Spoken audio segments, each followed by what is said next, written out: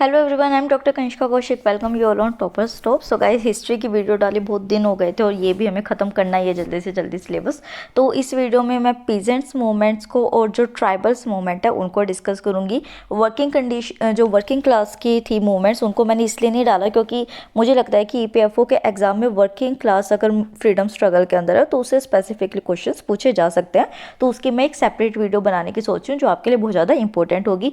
Peasant movements जो है वो इसलिए मुझे अभी इंपॉर्टेंट लगते हैं क्योंकि अभी भी एक पीजेंट मूवमेंट ही हमारे देश के अंदर चल रहा है, जो किसान आंदोलन चल रहा है। तो हो सकता है इस तरीके से करंट अफेयर रिलेट करके और आपके फ्रीडम स्ट्रगल में तो पीजेंट मूवमेंट से तो आपसे एक क्वेश्चन या दो क्वेश्चन तो आराम से पूछे ही जाए। तो चलिए वीडियो को शुरू करते हैं। तो सबसे पहले जो हम डिस्कस करते हैं वो करते हैं नारकलबेरिया अपराइजिंग के बारे में। तो देखिए, एक लीडर थे जिनका नाम था मीर निथर अली, जिनको कि तीतू मीर के नाम से भी जाना जाता है और जो ऑप्शन में दिया जाता है वो तीतू मीर ही दिया जाता है। तो तीतू मीर थे, ये एक मुस्लिम टेनेंट से जो थे इंस्पायर हुए थे वेस्ट बंगाल के, जो कि लैंडलॉर्ड्स थे, मतलब कि ये जो थे बेसिकली मुस्लिम थे और ये किसके अगेंस्ट खड़े हुए थे। तो यहाँ पे जो हिंदू लैंडलॉर्ड्स थे उन्होंने क्या किया था कि मुस्लिम्स के ऊपर एक बियर्ड टैक्स लगा दिया था, मतलब वो जो दाढ़ी रखा करते थे फर्जीज उस टाइम मुस्लिम्स हुआ करते थे, तो वो जो बियर्ड रखा करते थे उसके ऊपर टैक्स लगा दिया जाता था। और जो ब्रिटिश इंडिगो प्लांटर्स हुआ करते थे उनके अगेंस्ट जो है ये अपराइजिंग शुरू की गई थी। एक चीज़ मैं और बता दूं गाइस, प्लीज़ ये कोई ना एक रिलीजियस प्लेटफॉर्म नहीं है, तो यहाँ पे कोई भी हेट कमेंट किसी एक कम्युनिटी के अगेंस्ट या किसी रिलीजन के अगेंस्ट नहीं करेगा, क्योंकि हम फ्रीडम स्ट्रगल को पढ़ रहे हैं। तो हो सकता है कुछ कम्युनिटी वाली चीज़ें या फिर रिलीजियस चीज़ें हो सकती है, तो ऐसे कोई भी नहीं करेगा, वरना हम उस पर्सन को रिपोर्ट कर देंगे। ठीक है, नेक्स्ट आता है ओपन कंसिडर, जो ये मतलब कि अपराइजिंग होता है इसको एक फर्स्ट पीजेंट अपराइजिंग की तरीके से भी देखा जाता है। तो आपका सेकंड प्रीलिम्स का ये पॉइंट हो जाता है। लेटर जो ये रिवोल्ट था ये वहाबी मूवमेंट जो शुरू की गई थी, मुस्लिम्स मूवमेंट हुई थी, उसके अंदर मर्ज हो गया था। नेक्स्ट आता है पागलपंथीज मूवमेंट। तो पागलपंथीज जो मूवमेंट थी वो एक तरीके की सेमी रिलीजियस ग्रुप थे जो कि पीजेंट्स हुआ करते थे और इन्होंने ये वर्किंग शुरू की थी। यहाँ पे जो बेसिक चीज़ थी कि कौन कौन लोगों ने इसको शुरू किया था, तो यहाँ पे गारो ट्राइब्स और जो हेजोंग ट्राइब्स थी, इन दोनों के मेनली पीपल जो थे वो यहाँ पे पागलपंथीज थे। और ये पहले कहाँ पे था, बंगाल में था। ये डिस्ट्रिक्ट का आपको नाम याद नहीं रखना है। और इसको किसने फाउंड किया था, मतलब कि फाउंडर कौन थे, तो वो थे करम शाह। यहाँ पे जो ट्राइबल पीजेंट्स थे उन्होंने अपने आप को ऑर्गेनाइज किया करम शाह के सन टीपू के अंदर, और जो है जमींदार्स के ऑपरेशन के अगेंस्ट जो है फाइट किया। गवर्नमेंट जो है उसने पहले एक शुरू में इक्विटेबल अरेंजमेंट ऑर्गेनाइज किया इनके लिए कि पीजेंट्स को प्रोटेक्ट किया जा सके, बट बाद में जो है इस वॉयलेंट जो ये मूवमेंट थी इसको वॉयलेंटली सप्रेस कर दिया गया था। नेक्स्ट आता है फेराजी रिवोल्ट। फेराजी रिवोल्ट जो है एक मुस्लिम सेक्ट था, मतलब एक मुस्लिम समुदाय था, उसके फॉलोअर्स ने शुरू किया था। और किसके थ्रू शुरू किया गया था, तो हाजी शरत अल्लाह ऑफ फरीदपुर जो था ईस्टर्न बंगाल के अंदर ये जगह थी, वहाँ पे फेराजी रिवोल्ट जो था वो शुरू किया गया था। यहाँ पे इस रिवोल्ट के अंदर जो भी पॉलिटिकल चेंजेस, सोशल या रिलीजियस चेंजेस आ रहे थे रेडिकली, उनको एडवोकेट किया जा रहा था। और यहाँ पे शरीयत अल सन ऑफ दादू मीन जो था, मतलब ये जो इनके सन थे, उनके थ्रू फॉलोअर्स को ऑर्गेनाइज किया गया ताकि जो बंगाल के अंदर इंग्लिश इंट्रूडर्स घुसे थे, तो यहाँ पे एक पीजेंट मूवमेंट के तरीके से था, उनको बाहर निकालने के लिए। और बाद में जितने भी फेराजिस थे उन्होंने वहाबी रैंक्स को जाके ज्वाइन कर लिया था, जो वहाबी मूवमेंट शुरू हुई। Next time Moplah uprising. Moplah uprising जो था उसका मेन कोज था कि जो रेवेन्यू डिमांड्स में हाइक किया गया था ब्रिटिशर्स के अगेंस्ट, और उसी के साथ देखिए रेवेन्यू तो ब्रिटिशर्स को ज़्यादा से ज़्यादा चाहिए था और जो फील्ड साइज था उसको रिड्यूस कर दिया गया था। तो यहाँ पे जो भी ऑफिशियल्स थे उनके थ्रू ओप्रेस भी किया जा रहा था किसानों को। तो उस टाइम में एक वाइड स्प्रेड पीजेंट मूवमेंट जो थी वो शुरू हुई, किसके बीच में, मालाबार के अंदर जो मोपल्लास रहते थे उसके अंदर। ये तो हुई फर्स्ट रिवोल्ट के बाद। सेकेंड जो मोपल्ला अपराइजिंग हुआ था उसमें क्या हुआ था कि कांग्रेस जो थी वो मोपल्लास के पास आई और उन्होंने उनके रिवोल्ट को ऑर्गेनाइज किया। और इस टाइम में खिलाफत सपोर्टर्स भी जो थे उन्होंने भी मोपल्ला को जो है सपोर्ट किया। तो ये किस टाइम पीरियड में होगा, नॉन कोऑपरेशन मूवमेंट में।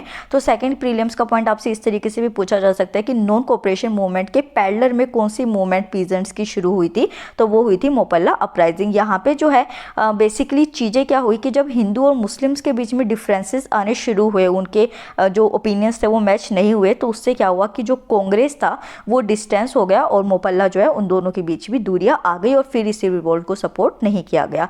नेक्स्ट जो अर्ली पीजेंट्स मूवमेंट की अगर हम बात करते हैं तो सबसे पहले इंडिगो रिवोल्ट, और सबसे I think most important category में इंडिगो रिवोल्ट हमेशा आता है। तो 1859 और 16 के टाइम पीरियड में ये हुआ था। अबे बेसिकली क्या हुआ था कि ये बंगाल के अंदर हुआ था। आपको ये जगह याद रखने की कौन से ईयर में हुआ था, कौन इसका लीडर था। यहाँ पे एक टेबल बना लीजिए आप कि मतलब कि ईयर लिख लिया, फिर आपने मतलब कि वो फाउंड किसने किया था, कौन से एरिया के अंदर आया था और क्या उसका कोस्ट था। तो ये वाले पॉइंट्स तो एटलीस्ट आपको याद करने हैं, ज़्यादा कर सके तो वेरी गुड। तो यहाँ पे बंगाल के अंदर इंडिगो रिवोल्ट जो था वो शुरू किया गया था। यहाँ पे बेसिकली जो इंडिगो प्लांटर्स थे वो सारे के सारे यूरोपियंस हुआ करते थे। तो ये जो यूरोपियंस थे क्या करते थे कि जो लोकल पीजेंट्स हुआ करते थे उनको एक्सप्लॉइट करते थे, उनका शोषण किया करते थे और उनको फोर्स क्या करते थे कि आप कोई और फसल नहीं उगा सकते, आप सिर्फ अपने लैंड्स के ऊपर क्या करेंगे, इंडिगो को उगाएंगे।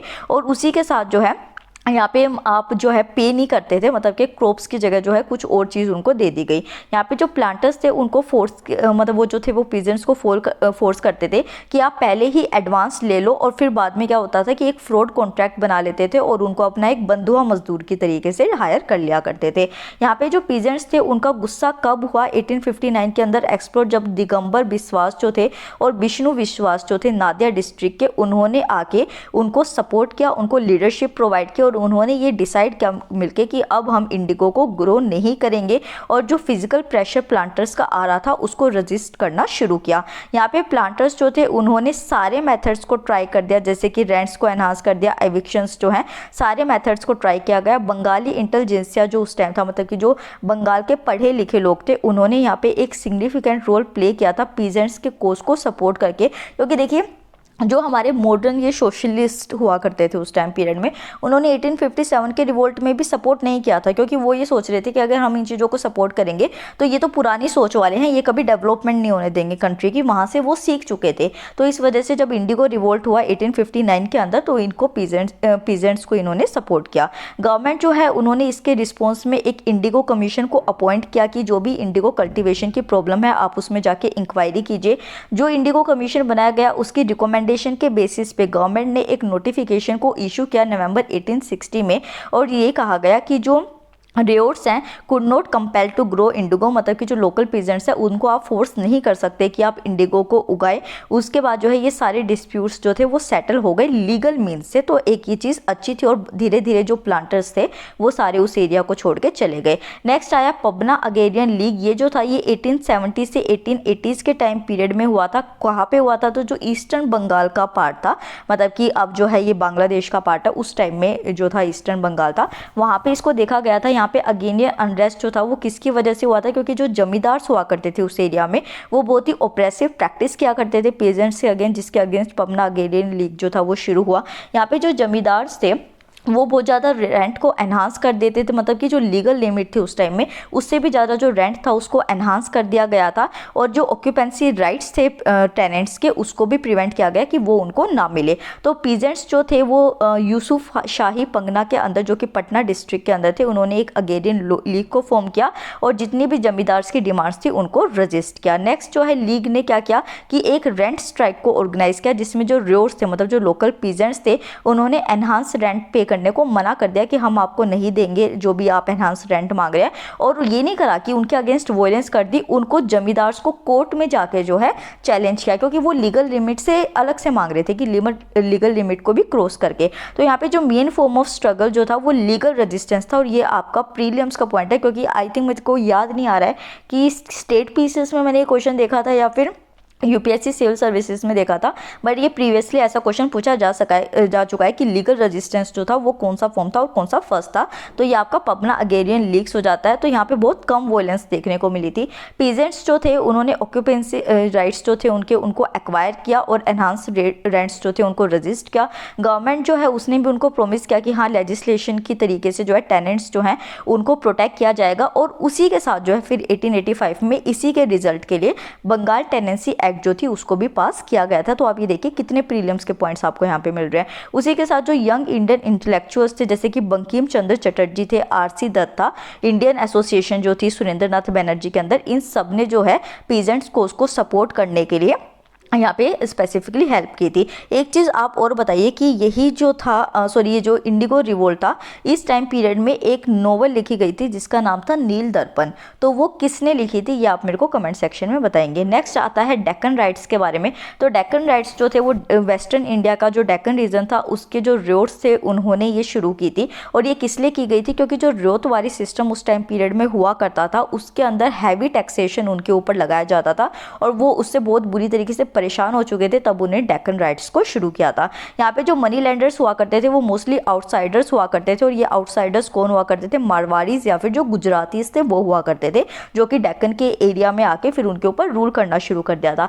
कंडीशन जो है वो वर्ष कब हुई, जब कॉटन के जो प्राइस थे उनके अंदर क्रैश हो गया, वो एकदम से नीचे चले गए। जब अमेरिकन सिविल वॉर 1864 के अंदर शुरू हुई तो गवर्नमेंट ने क्या सोचा कि जो कॉटन के प्राइस है वो तो कम हो गए, तो अब हम कैसे पैसे यहाँ पे कमाएंगे, तो उन्होंने लैंड रेवेन्यू को इंक्रीज कर दिया, 50% जो है उसको बढ़ा दिया। और इसके साथ क्या हुआ कि बैड हार्वेस्ट भी हो गई, तो वो रेवेन्यू अब कहाँ से चुकाएंगे, ऊपर से बढ़ा भी दिया गया, तो जहाँ पे रिवोल्ट का एक स्पार्किंग पॉइंट शुरू हो गया। तो 1874 के अंदर जो ग्रोइंग टेंशन हो रही थी मनी लैंडर्स के बीच में और पीजेंट्स के बीच में, उसी टाइम पीरियड में एक सोशल बाइकआउट मूवमेंट जो है वो रायोट्स ने शुरू की उन outside money landers against. Government जो है उन्होंने इस मूवमेंट को रिप्रेस कर दिया था, बट बाद में एक कंसिलेटरी मेजर हुआ, मतलब कि एक बीच बचाव हुआ, और जो डेक्कन एग्रीकल्चरस रिलीफ एक्ट थी वो 1879 के अंदर पास हो गई। तो ये वाला भी आपको याद रखना है। नेक्स्ट आता है किसान सभा मूवमेंट। 1857 का जो रिवोल्ट हुआ उसके बाद जो अवध के तलुकदार थे उनको उनकी जितनी भी ज़मीनें थी वो वापस मिल गई, ठीक है, क्योंकि अवध वाले तो उसी के अगेंस्ट गए थे ना। तो इससे क्या हुआ कि जो तलुकदार थे या फिर जो बिग लैंडलॉर्ड्स थे उनका जो एक होल्ड था, मतलब कि जो अगेरियन सोसाइटी थी या जो पीजेंट्स था, तो उनकी जो सुपरमेसी थी वो और ज़्यादा स्ट्रॉन्ग हो गई कि देखा हमने तो अपनी लैंड वापस ले ली, तो वो होते ना चौड़े होके दिखाते हैं, तो वो वाली चीज़ यहाँ पे हो गई किसान सभा मूवमेंट के अंदर। तो यहाँ पे जो मेजोरिटी ऑफ कल्टिवेटर्स थे वो क्या करने लगे, उनके ऊपर बहुत हाई रेंट लगने लग गया, एविक्शंस होने लगे, मतलब कि बेदखली करने लगी, उनकी इलीगल लेवाइस होने लगे, रिन्यूअल फीस और नजराना, इस तरीके की चीज़ें जो है वो पीजेंट्स के ऊपर लगानी शुरू हो गई। तो यहाँ पे होम रूल के जब एक्टिविस्ट जो थे उनके एफर्ट से क्या हुआ कि किसान सभा यूपी के अंदर ऑर्गेनाइज की गई, ये आपका प्रीलिम्स का पॉइंट है। और यहाँ पे यूनाइटेड प्रोविंसेस किसान सभा को सेटअप किया गया फरवरी 1918 के अंदर, यहाँ पे गौरी शंकर मिश्रा और इंद्र नारायण द्विवेदी के थ्रू, तो इनके नाम आपको याद रखने हैं। उसी के साथ कुछ और प्रोमिनेंट लीडर्स थे जिन्होंने इस टाइम पीरियड में इनको ज्वाइन किया, तो वो थे झिनगुरी सिंह, दुर्गापाल सिंह एंड बाबा रामचंद्र। अक्टूबर 1920 में क्या हुआ कि अवध किसान सभा जब एग्जिस्टेंस के अंदर आई तो उस टाइम में जो नेशनलिस्ट रैंक्स थे उनके बीच में डिफरेंसेस आ गए, तो इस वजह से जो है अवध किसान सभा के थ्रू ये पूछा गया कि जो किसान है अब वो बेदखली की ये जो चीज़ें होती है या फिर हरी और जो बेकार हुआ करता था, मतलब उस टाइम का जो अनपेड लेबर होता था, उसको रिफ्यूज़ करेंगे कि हम आपके अंडर काम नहीं करेंगे। इसी के साथ जो है बाइकआउट होना शुरू हुआ और जो डिस्प्यूट्स थे वो पंचायत के पास जाने लगे और उन्हीं के थ्रू डिस्प्यूट्स जो हैं वो रिजोल्व होने लगे। तो यहाँ पे जो सेंटर ऑफ एक्टिविटी था किसान सभा मूवमेंट में टोटल टाइम पीरियड में वो था प्राइमरीली रायबरेली, फैजाबाद या फिर सुल्तानपुर, तो इन तीनों के नाम आपको याद रखने हैं। नेक्स्ट आया मप्पिला रिवोल्ट। तो मप्पिला रिवोल्ट जो थे वो बेसिकली कौन थे, मप्पिलास मुस्लिम टेनेंट्स हुआ करते थे उस टाइम पीरियड में, जो कि मालाबार रीजन के अंदर रहते थे, और जो लैंडलॉर्ड्स उस टाइम में हुआ करते थे वो हिंदूज हुआ करते थे। मप्पिलास जो है उन्होंने अपने जो रिसेंटमेंट थे वो दिखाने शुरू किए कि जो लैंडलॉर्ड्स थे, जो हिंदूज थे, वो उनको ओप्रेस करते थे। यहाँ पे जो ग्रीवेंसेस थे वो किस के होते थे, मतलब क्या क्या शिकायतें थी उनकी, तो lack of security of tenure था उनका, उसी के साथ हाई रेंट्स उनके ऊपर लगाए जाते थे, रिन्यूअल फीस बहुत ज़्यादा थी, और अलग अलग तरीके से भी ऑपरेशन उनका किया जाता था। तो ये जो मप्पिला मूवमेंट थी इसको खिलाफत एजिटेशन जो उस टाइम पीरियड में चल रहा था उससे मर्ज कर दिया गया था। तो लीडर्स जो खिलाफत नॉन कोऑपरेशन मूवमेंट के थे, जैसे कि गांधी हो गए, शौकत अली हो गए, मौलाना आजाद जो थे, उन्होंने मप्पिला मीटिंग्स को इवन एड्रेस भी किया था। तो जब नेशनल लीडर्स का अरेस्ट हो गया नॉन कोऑपरेशन मूवमेंट के बाद, तो जो लीडरशिप थी वो किसके पास चली गई, जो लोकल मप्पिला लीडर्स थे उनके पास। यहाँ पे जो थिंग्स थी, जो चीज़ें थी वो वर्ष कब हुई, जब अगस्त 1921 में जो रिस्पेक्टेड प्रीस्ट लीडर थे, दैट इज अली मुस्लायर जो थे, उनके मप्पिला लीडर्स जो थे उनको भी अरेस्ट कर लिया गया। तो उससे क्या हुए, लार्ज स्केल पे राइट्स शुरू हो गए, मतलब प्रोटेस्ट शुरू हो गए। इनिशियली जो है सिंबल्स था ब्रिटिश अथॉरिटी के, जैसे कि कोर्ट्स हो गए, पुलिस स्टेशंस हो गए, ट्रेजरीज हो गई, उनको टारगेट किया गया। और जब ये एंटी गवर्नमेंट बन गई चीज़, एंटी लैंडलॉर्ड अफेयर बन गया, तो उसके बाद वो एक कॉम्युनल ओवरटोन भी इसने एक्वायर कर लिया, मतलब हिंदू मुस्लिम वाला इशू भी यहाँ पे आ गया। कॉम्युनलाइजेशन हुआ रेबिलियन का, इससे क्या हो गया कि आइसोलेशन कर दिया गया मपीला का खिलाफत नॉन कोऑपरेशन मूवमेंट से, और ये अलग थलग हो गए। फिर आया एका मूवमेंट। एका मूवमेंट जो है वो 1921 के एंड में शुरू किया गया था। यहाँ पे जो पीजेंट्स का कंटेंट था वो northern district of United provinces के अंदर था, मतलब कि यहाँ पे मूवमेंट शुरू की गई थी। और कौन सी जगह, सीतापुर के अंदर, बैराज के अंदर और हरदोई, इन तीनों जगहों पे ये चीज़ शुरू की गई। इश्यूज यहाँ पे क्या कहते हैं, पहली बात तो जो रेंट था उसको बहुत ज़्यादा हाई कर दिया गया था। 50% तक जो रिकॉर्डेड रेट्स हुआ करता था रेंट का, उससे ज़्यादा लिया गया। उसी के साथ जो ठेकेदार्स थे, मतलब कि उनका ऑपरेशन जो था वो बहुत ज़्यादा था रेवेन्यू कलेक्शन के टाइम पीरियड में। और उसी के साथ जो प्रैक्टिस थी शेयर रेंट्स की, उनको शुरू कर दिया गया था। तो यहाँ पे जो पीजेंट्स थे वो असेंबल हुए और उन्होंने एक डिसीजन लिया कि वो सिर्फ रिकॉर्डेड रेंट जो होगा उसको पे करेंगे, बट टाइम पे करेंगे, मतलब कि हम जो ज़्यादा नहीं करेंगे, बट जो होगा रेंट उसको हम पे कर देंगे टाइम पे। उसी के साथ जो है हम जो है नहीं छोड़ेंगे ज़मीन को, अगर हमें वहाँ से निकाला जाएगा हमारी बेदखली की जाएगी। फोर्स लेबर जो है वो हम नहीं करेंगे, मतलब कि अगर हम लेबर परफॉर्म कर रहे हैं, हम काम कर रहे हैं, तो हमें उसका पैसा भी मिलेगा। हम जो है क्रिमिनल्स को हेल्प नहीं करेंगे। वहीं पर जो पंचायत डिसीजन लेगा हम उसी से जुड़े रहेंगे, हम कोई भी गलत एक्टिविटी नहीं करेंगे। तो यहाँ पे जो ग्रास रूट लीडरशिप थी एका मूवमेंट के अंदर, वो किसके थ्रू शुरू करी गई थी, मदारी पासी के थ्रू, या फिर जो अदर लो कास्ट लीडर्स थे उनके थ्रू की गई थी। और छोटे छोटे जमींदार भी इसके अंदर इन्वॉल्व थे। मार्च 1922 के अंदर जो है बहुत सारी अथॉरिटीज़ जो थी उनके सीवियर रिप्रेशन के बाद जो है ये मूवमेंट एंड हो गई थी। नेक्स्ट आता है संथाल रेबिलियन, डेट इज 1855 से 1506 टाइम पीरियड में ये हुआ था।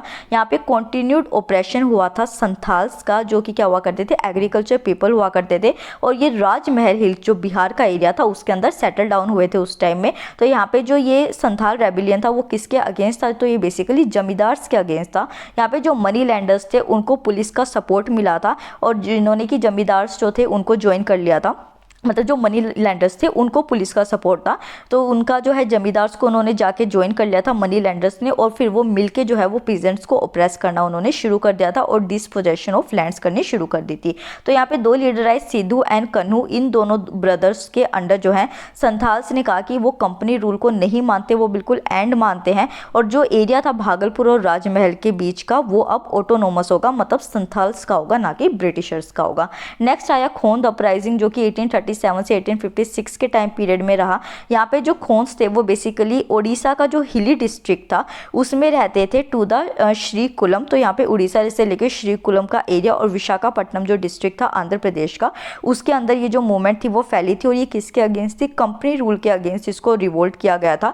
चक्र बिश्नोई जो थे वो एक यहाँ पे लीडर थे जो खोंस थे, तो उनको ज्वाइन किया गया। कलाहांदी, गुमसार, इनके आपको नाम याद नहीं रखना है, बस आपको चक्र बिश्नोई का नाम याद रखना है। ह्यूमन सेक्रीफाइस का जो उस टाइम हुआ करता था कि बलि दी जाती थी, न्यू टैक्सीज जो थे, या फिर जो एंट्री ऑफ जमींदार उनके एरिया के अंदर हुआ था, उन सारी चीज़ों के अगेंस्ट जो है ये अपराइजिंग हुआ था। जो लेटर खोंद रेबिलियन था 1914 के अंदर ओडिशा रीजन के अंदर, उन्होंने ये उम्मीद जताई थी कि जो फॉरेन रूल है वो खत्म हो जाएगा और एक ऑटोनोमस गवर्नमेंट बन जाएगी, बट ऐसा नहीं हुआ था।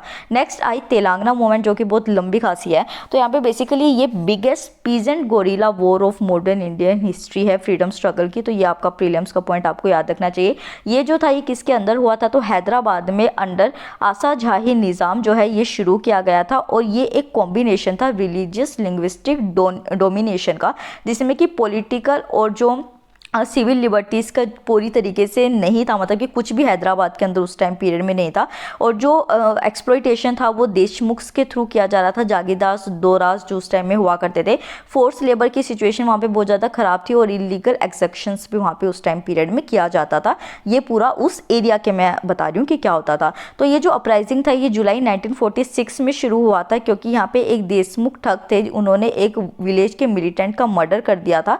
वहीं से जो ये मूवमेंट थी ये शुरू हो गई थी। तो यहाँ पे पीजेंट्स जो थे उन्होंने अपने आप को ऑर्गेनाइज किया इनटू विलेज संगम्स। तो यहाँ पे विलेज संगम्स की फॉर्मेशन की गई और जो है अटैक किससे किया गया, लाठी से, जो स्टोन सिलिंग्स होते हैं या चिली पाउडर होता है उनका यूज करके जो भी ओप्रेस उनको करता था उनके ऊपर, देशमुख्स के ऊपर जो है अटैक किया गया। ये जो मूवमेंट थी वो ग्रेटेस्ट इंटेंसिटी की हो गई अगस्त 1947 और सितंबर 1948 के, मतलब कि आज़ादी के बाद तक भी ये मूवमेंट चली थी। ये जो पीजेंट था इसमें बेसिकली राउट ऑफ रजाकार्स मतलब कि जो निज़ाम के जो सपोर्टर्स थे वो भी इन्वॉल्व थे। उसी के साथ जो है एक इंडियन सिक्योरिटी फोर्स जो थी उन्होंने हैदराबाद को टुक ओवर कर लिया था, तभी ये जो मूवमेंट है वो फिजल आउट हुई थी। तो तेलंगाना मूवमेंट जो है उसके बहुत सारे पॉजिटिव अचीवमेंट्स थे। क्या थे कि यहाँ पे जो विलेज जो था कंट्रोल हो गया था गोरिल्ला से, वेथी और फोर्स लेबर जो था वो डिसअपियर हो गया था, एग्रीकल्चर वेजेस जो थी वो रेज हो गई थी, इलीगल सीज लैंड जो थी वो पीजेंट्स को रिस्टोर कर दी गई थी। और ये सारे जो पॉइंट्स है ये बेसिकली मुझे नहीं लगता कि पेपर में पूछेंगे, बट डिटेल में तो अगर किसी को पढ़ना है तो वो एक बार पढ़ सकता है इसको। Okay, next is Bardoli Satyagraha. Bardoli Satyagraha important है, 2017 के सिविल सर्विसेज पेपर में डायरेक्टली इसके ऊपर क्वेश्चन आया था। तो बरदौली तलुक जो है वो सूरत डिस्ट्रिक्ट के अंदर है, जिसमें कि इंटेंस पोलिटाइजेशन देखी गई थी गांधी जी के आने के बाद। तो ये जो मूवमेंट थी वो जनवरी 1926 में स्पार्क ऑफ हुई थी, और जो अथॉरिटीज़ थी उन्होंने ये डिसाइड कर लिया था कि जो लैंड रेवेन्यू है उसको 30% तक इंक्रीज कर दिया जाएगा। तो इसी के लिए जो है एक बरदौली इंक्वायरी कमेटी जो है वो सेटअप की गई थी इशू को देखने के लिए, और कमेटी ने ये डिसाइड किया था कि ये जो रेवेन्यू 30% तक हाइक किया गया है, बढ़ाया गया है, वो अनजस्टिफाइड है। इसी के अंदर फरवरी 1926 के अंदर वल्लभ भाई पटेल जो थे, जो कि इस मूवमेंट को लीड कर रहे थे, मतलब आगे इसको बढ़ावा दे रहे थे, तो जो बरदौली की फीमेल्स थी उन्होंने उनको टाइटल दिया था सरदार का। और यही वाला जो मतलब टॉपिक था कि सरदार का टाइटल कब दिया गया था वल्लभ भाई पटेल को, ये पूछा गया था, तो वो बरदौली सत्याग्रह में दिया गया था। इस मूवमेंट को ऑर्गेनाइज करने के लिए जो पटेल थे उन्होंने 13 छावनीज या फिर जो वर्कर्स कैंप थे उस तालुक के अंदर सेटअप किए थे, और इसी के साथ बरदौली सत्याग्रह पत्रिका को भी लाया था ताकि पब्लिक ओपिनियन जो है उसको मोबिलाइज किया जा सके, और उसी के साथ एक इंटेलिजेंस विंग भी सेटअप किया गया था ताकि जितने भी टेनेंट्स है उस मूवमेंट के रेजोल्यूशन को फॉलो कर सके। ये हो गई हमारी पीजेंट्स मूवमेंट। अब शुरू करते हैं ट्राइबल रिवोल्ट्स ऑफ मेनलैंड, उसके बाद जो है हम क्वेश्चंस को भी डिस्कस करेंगे। तो यहाँ पे पहाड़ियास रेबिलियन जो है वो शुरू हुआ था।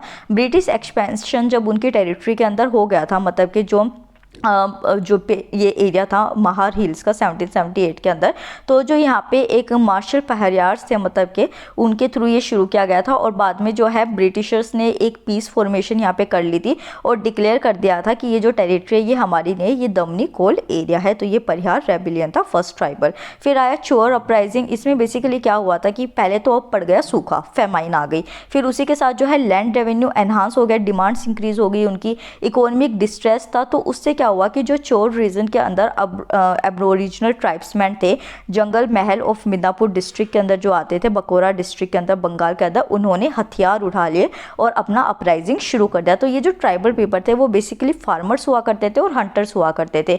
ये जो अपराइजिंग था ये 1766 से 1772 में रहा, और फिर दोबारा 1795 में शुरू हुआ और 1816 तक चला। तो ये जो चोर्स हुआ करते थे ये बेसिकली प्रोमिनेंट थे मनभम और बाराभम नाम की जगह में, जो कि ये हिल्स हुआ करती थी स्पेसिफिकली इस एरिया के बीच में। 1768 के अंदर जगन्नाथ सिंह जो थे, जो एक जमींदार थे घटीसला के, उन्होंने जब हथियार उठाए तो उसके बाद जो कंपनी की गवर्नमेंट थी उन्होंने इन सारी चीज़ों को सप्रेस कर दिया था। तो 1771 में शाम गंजा ऑफ दहाका या फिर जो शुभ्रा सिंह, ये नाम आपको याद नहीं रखने हैं, बेसिकली इनके अंदर हुई थी रिवोल्ट को जो है ब्रिटिशली सप्रेस कर दिया गया था ब्रिटिशर्स के थ्रू। नेक्स्ट आता है कोल म्यूटिनी, जो 1831 के अंदर हुआ था। कोल्स जो थे वो बेसिकली अलोंग, ये नहीं था कि वो अकेले आए थे, बहुत सारी ट्राइब्स के साथ जो है इन्होंने मिलके, जो कि छोटा नागपुर के अंदर ये रहा करते थे, इन्होंने रांची, सिंघोम्बम, हजारीबाग हो गया, पलामू हो गया, या वेस्टर्न पार्ट जो मनभम था, इन सारे एरियाज के अंदर जो छोटी छोटी ट्राइब्स थी और जो कोल थे उन्होंने मिलके एक म्यूटिनी को शुरू किया था 1831 के अंदर। जो ट्रबल था वो 1831 में कब शुरू हुआ था, जब जो लार्ज स्केल ट्रांसफ़र जो थी लैंड्स की कोल हेडमैन से आउटसाइडर्स को ट्रांसफ़र कर दी गई थी, जैसे कि हिंदू, सिख या जो मुस्लिम फार्मर्स थे उनको ट्रांसफ़र कर दी थी कोल से लेके, और मनी लैंडर्स को। और जो मतलब कि ये जो आउटसाइडर्स आए थे उनकी बहुत ही हैवी टैक्सेस की डिमांड थी और बहुत ही वो ओप्रेस करते थे कोल्स को। तो यहाँ पे जो कोल्स थे वो इसके अगेंस्ट खड़े हुए और उन्होंने बुद्धो भगत के लीडरशिप के अंडर जो है कोल्स रेबल्स को मतलब कि मारना शुरू कर दिया था, और बहुत सारे थाउजेंड्स ऑफ आउटसाइडर्स को जिंदा जला के मार दिया था। उसके साथ जो है लार्ज स्केल मिलिट्री ऑपरेशन जो है वो भी इस टाइम में रिस्टोर हो गए थे। नेक्स्ट आता है हो एंड मुंडा अपराइजिंग, जो कि 1820 से 1837 के पीरियड में हुए। तो यहाँ पे राजा ऑफ पराहात थे, उन्होंने अपने होल ट्राइबल्स को ऑर्गेनाइज किया एक रिवोल्ट के अंदर। कौन से एरिया के लिए? तो जो झारखंड का सिंघमभम एरिया है उसके ऑक्यूपेशन के लिए शुरू हुआ था। 1827 तक जो है ये रहा जो रिवोल्ट था फर्स्ट टाइम में, और जो हो ट्राइबल्स थे वो हार मान गए थे इस टाइम पीरियड में। लेटर जो है 1831 के टाइम पीरियड में जो है अगेन एक रेबिलियन जो है वो ऑर्गेनाइज किया गया, और इसमें फिर जो छोटा नागपुर के मुंडास थे उन्होंने भी इसको ज्वाइन कर लिया था। और ये किस वजह से हुए थे? क्योंकि एक न्यू फार्मिंग रेवेन्यू पॉलिसी जो है वो इंट्रोड्यूस की गई थी। क्योंकि क्या हुआ था कि यहाँ पे बंगालीज जो थे वो उस रीजन के अंदर घुस गए थे, जो कि हो और मुंडा ट्राइब्स को पसंद नहीं आया था कि आउटसाइडर्स क्यों यहाँ पे आए हैं। 1899 से 1900 टाइम पीरियड में जो है मुंडास जो थे इस रीजन के, रांची के, वो बिरसा मुंडा के अंदर दोबारा अपराइज हुए, दोबारा रिवोल्ट में उठे। और उसी के साथ एक और ट्राइबल अपराइजिंग इस टाइम पीरियड में हुआ था 1860 से 1920 के टाइम पीरियड में, हो एंड मुंडा अपराइजिंग के साथ ही, वो था उलगुलन अपराइजिंग था। उसी के साथ ये जो रेबिलियन था वो बाद में क्या हुआ, पहले जो शुरू हुआ था ये एज एन रिलीजियस मूवमेंट शुरू हुआ था, बाद में जो है इन्होंने पॉलिटिकल फोर्स को भी ले लिया था अपने साथ। और जो फिर बाद में जो है मुंडास जो थे उन्होंने छोटा नागपुर का जो एरिया था 1879 के अंदर वो क्लेम किया था कि ये सारा का सारा एरिया अब हमारा है, यहाँ पे हम ब्रिटिशर्स को नहीं मानेंगे। नेक्स्ट आता है संथाल अपराइजिंग जो 1855 से 56 के टाइम पीरियड में हुआ था। यहाँ पे क्या होता था कि जो संथाल्स होते थे उनका कंटिन्यूड जो था वो अच्छा ये तो सॉरी मैंने कर लिया था, अगेन ये स्लाइड जो है कंप्लीट शुरू हो गई। यार मैं पढ़ाती रहती हूँ ना तो मेरे को बस ऐसे हो जाता है कि मैं कंटिन्यू उसको बोलती रहती हूँ, तो इस वजह से कोई स्लाइड जो है वो दोबारा आ जाती है, तो उसके लिए apology. Next is Koya revolts. तो कोया जो है वो ईस्टर्न गोदावरी ट्रैक का एक एरिया था जहाँ पे ये रिवोल्ट शुरू हुआ था, जो कि मॉडर्न आंध्र प्रदेश के अंदर है। खोंदा सारा चीफ जो थे उन्होंने इसको ज्वाइन किया। ये जो है उस टाइम तो खत्म हो गया, मतलब ये छोटे छोटे टाइम पीरियड के बाद दोबारा शुरू होता है। जैसे पहले 1803 में हुआ, फिर 40 में हुआ, 45 में हुआ, 1862 में हुआ, और फिर ये 1879 से 80 के बीच में दोबारा एकदम से उठा। किसके अंदर हुआ? टोमास सोरा के अंदर। यहाँ पे जो इनकी कंप्लेंट्स थी वो ये थी कि पुलिस और जो मनी लैंडर्स थे उनके ऑपरेशन जो हुआ करता था उसके अगेंस्ट इनकी शिकायतें थी। न्यू रेगुलेशंस जो बनाए गए थे और उसी के साथ जो उनके कस्टमरी राइट्स होते थे, जो उनके मतलब कि एक रस्मों रिवाज होते हैं, उनको जो है ख़त्म कर दिया गया था ओवर फॉरेस्ट एरियाज। और उसी के साथ जब टोमास सोरा की डेथ हुई उसके बाद जो है अनदर रेबिलियन 1866 में राजा अन्यतर ने शुरू किया था। कोया रिवोल्ट्स के अंदर ही वो आता है। नेक्स्ट आता है भील रिवोल्ट्स। भील जो थे वो वेस्टर्न घाट के एरिया में रहा करते थे, जो कि एक माउंटेन पास को कंट्रोल किया करते थे, जो नॉर्थ और डेक्कन के एरिया पीरियड में डेक्कन के एरिया में आया करता था। इन्होंने कंपनी रूल के अगेंस्ट जो है वो रिवोल्ट किया 1817 से 19 के टाइम पीरियड में। यहाँ पे ये फेमाइन को, इकोनॉमिक डिस्ट्रेस और मिस गवर्नमेंट को फेस कर रहे थे, जिनके अगेंस्ट इन्होंने अपराइजिंग को शुरू किया था। उसके बाद 1825 में, 31 में और 1846 में भी इन्होंने रिवोल्ट को शुरू किया। बाद में एक रिफॉर्मर यहाँ पे आया जिनका नाम था गोविंद गुरु। इन्होंने जो भील्स थे साउथ राजस्थान के उनको हेल्प करी, और यहाँ पे बंसवाड़ा एरिया था बेसिकली, और उनको ऑर्गेनाइज किया ताकि वो भील राज बाय 1930 एस्टेब्लिश कर सके ब्रिटिशर्स से फाइट करके। नेक्स्ट आता है रामोसी राइजिंग। तो रामोसी राइजिंग जो था वो भी वेस्टर्न घाट के अंदर हुआ था, और ये ब्रिटिश पैटर्न ऑफ जो एडमिनिस्ट्रेशन था उसको पसंद नहीं करते थे, उनके अगेंस्ट इन्होंने ये राइजिंग शुरू की थी। यहाँ पे जो है मराठा टेरिटरी जो थी वो एनेक्स कर ली थी ब्रिटिशर्स ने। तो रामोसीस जो थे वो बेसिकली एम्प्लॉयड किए गए थे मराठा एडमिनिस्ट्रेशन के अंदर। रामोसी जो कि उस टाइम में थे उनका एक लाइवलीहुड जो था वो खो गया था, क्योंकि मराठास तो फिर ब्रिटिशर्स ने ऑक्यूपाई कर लिया सारा। तो ये चित्तूर सिंह थे 1822 के, उनके अंडर उनकी लीडरशिप में ये सारे एक साथ आए, और जो सतारा के पास का एरिया था वहाँ पे इन्होंने रिवोल्ट शुरू किया। तो यहाँ पे पहले 1825-26 के टाइम पीरियड में उमाजी नायक थे एक पूना के, उनके उसमें लीडरशिप में ये खड़े हुए। यहाँ पे बापू जो त्रिम्बाजी सावंत थे उन्होंने इनको सपोर्ट किया। उसी के साथ जो बाद में क्या हुआ कि मतलब जो रामोसीज ने इतना सारा रिवोल्ट किया, उनकी अपराइजिंग हुई, तो ब्रिटिशर्स ने एक पैसिफिस्ट पॉलिसी जो है वो रामोसीज के टुवर्ड्स दिखाई, और जो है उनमें से जो हिल पुलिस एक बनाई, और हिल पुलिस के अंदर रामोसीज को रिक्रूट कर दिया। नेक्स्ट आता है ट्राइबल मूवमेंट जो कि नॉर्थ ईस्ट में हुई। उसमें सबसे पहले आती है खासी अपराइजिंग। तो खासी अपराइजिंग जो है उसमें क्या था कि जो गारो और जैंतिया हिल्स है उनके बीच का जो हिली रीजन है उनके अंडर जो है खासी अपराइजिंग हुआ था। ईस्ट इंडिया कंपनी जो है वो यहाँ पे एक रोड बनाना चाहती थी ब्रह्मपुत्रा वैली के और साइलेट जो है उसको ज्वाइन करके, जो कि डिस्टर्ब कर रहे थे खासी के खुद के एक एरिया को। तो यहाँ पे जो लार्ज नंबर ऑफ आउटसाइडर जैसे कि इंग्लिश मैन हो गए, बंगाली हो गए, लेबरर्स जो हुआ करते थे प्लेन से, वो इस रीजन के अंदर लाए गए इस रोड को बनाने के लिए, इस मतलब कि इसको लिंक करने के लिए।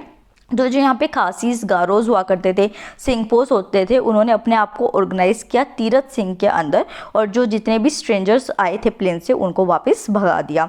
नेक्स्ट और लास्ट आता है यहाँ पे सिंगफोस रेबिलियन। फिर उसके बाद क्वेश्चंस को डिस्कस करते हैं। तो सिंगफोस जो थे वो असम के अंदर अर्ली 1830s के अंदर रेबिलियन ये शुरू हुआ था।